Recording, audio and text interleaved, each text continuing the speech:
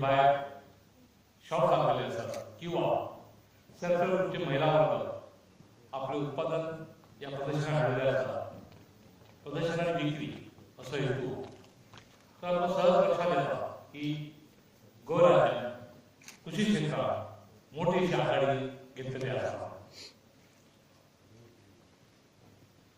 गोवा सरकारचे कृषी मंत्री श्री विजय सरदेसाई हे तसे धडाडीचे आणि क्रियाशील मंत्री जे स्वतः बीएससी एग्रीकल्चर ही पदवी त्यांच्याकडे असतात.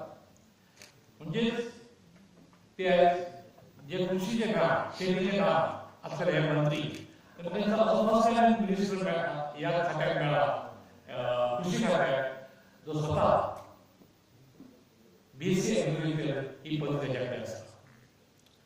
गोव्याचे सौभाग्य शिक्षणाचा उपयोग मला दिसता तमाम गोव्याचे शेतकरी म्हणून घेऊन जाय. त्याचबरोबर ॲग्रिकल्चर डिपार्टमेंट असा यांच्यानी पण त्याचा पुरेपूर फायदा घेऊन जाईल. ज्या हेतून गोव्याचो अधिक मनीस जो आसा तो मनीस शेतीकडे वळतो. जे शेतकरी असतात ऑलरेडी ह्या राज्यात असतात शेतकरी म्हणून बागायतदार म्हणून त्यांच्यानी जो फायदा घेतो.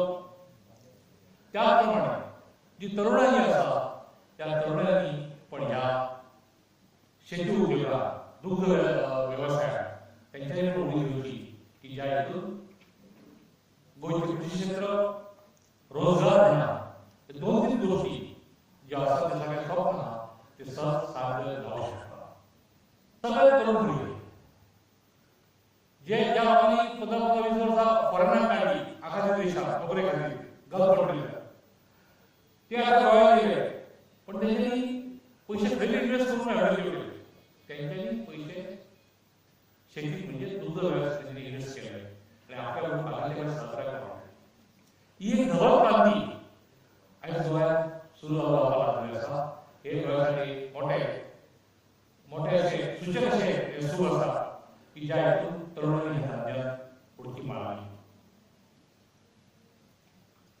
दुसरी गोष्ट गोव्याच्या क्षेत्रात काही पीडित शेतकरी असतात बागायतदार असतात. गोव्याचे कृषी खाते जे शेतकऱ्यांचे उत्पादन असतात तिथून मोठी वाढ व्हायची नव्या विक्री होते या क्षेत्राला होते म्हणून पुरेपूर प्रयत्न करतात. तरी औषधा नवीन टेक्नॉलॉजी यंत्रसामुग्री सरकारचे सहकार्य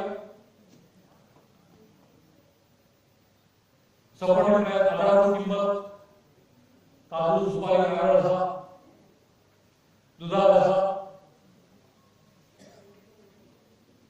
सहजरित्या सबसिडी लोन आताच पहिले आहे. ईडीसी मार्फत सुद्धा मुख्यमंत्री रोजगार योजनेसाठी ॲग्रिकल्चर क्षेत्राला लोन मिळाला ॲग्रिकल्चर प्रोजेक्टाला लोन मिळाला. असे विविध उपाय असतात की ज्या हेतून शेतकरी या धंद्यात उतारलो तर निश्चित शेतकरी सक्षम राहू शकतात आणि गोवा हे बऱ्यापैकी कृषी राज्य म्हणून समज देशात